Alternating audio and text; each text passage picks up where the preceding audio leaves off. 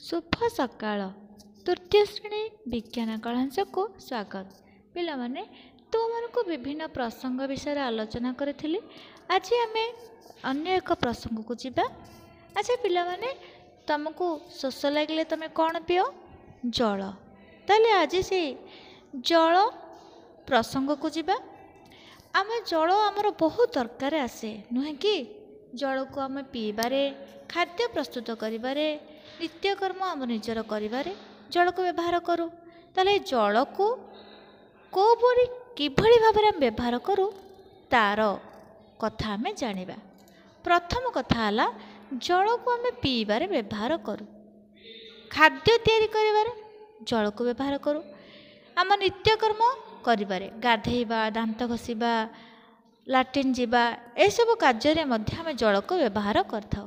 यह छड़ा लुगापटा सफा करिबारे, कृषि क्षेत्र में चाष कार्य व्यवहार करूँ, आउ कौथे औषध प्रस्तुत करिबारे जल को व्यवहार करूँ, विद्युत उत्पादन क्षेत्र में जल को व्यवहार करा जाए, कल कारखाना विभिन्न द्रव्य उत्पादन करिबारे जल को व्यवहार करा जाए।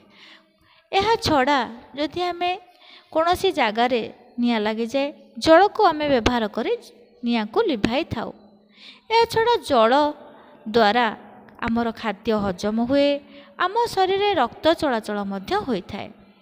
आमर दैनंदिन जीवन ठारू आरंभ करी विभिन्न कार्य जल को आम व्यवहार करिथाउ नुहे कि? समस्त जीवजगत जल बिना बंचिबा असंभव। पशु पक्षी मनीष जल को पानीय रूपे व्यवहार करती। एहिपरि केते कथा जलर व्यवहार विषय आम जानिले। एबे जानिबा पिला माने जलर उत्स कहले आमे कौन बुझी थाउ। जल उत्स कौन पिला माने ना जल जोठारे जमा होई रहे ताहाकु कहबा जल उत्स। कोठी जल जमा होइक रहिबो? कूଅ, पोखरी, नदी, नाल, झरणा, समुद्र, हृद, केनाल, मेघ ये समस्त ठारे जल जमा होइकी रहे। ताले ए गुड़ को कहती जल उत्स।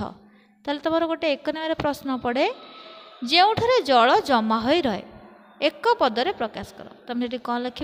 जल उत्स। ताले जल उत्स विषय तो जानिल, जलर व्यवहार संपर्क में जानिल। एबे जानिबा जलर व्यवहार कि सावधानता अवलंबन करिबा।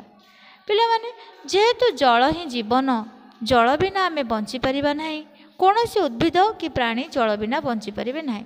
तेणु जल को मन इच्छा व्यवहार करिबा नहीं, दरकार अनुजाई जल को व्यवहार करिबा, आवश्यकता अनुसार निजर नित्यकर्म करिबा, पानी कल खोला थिले ताकु बंद करिबा, अजथारे पानी ढालिबा नहीं, खूब कम पानी रे निजर नित्यक्रम करिबा।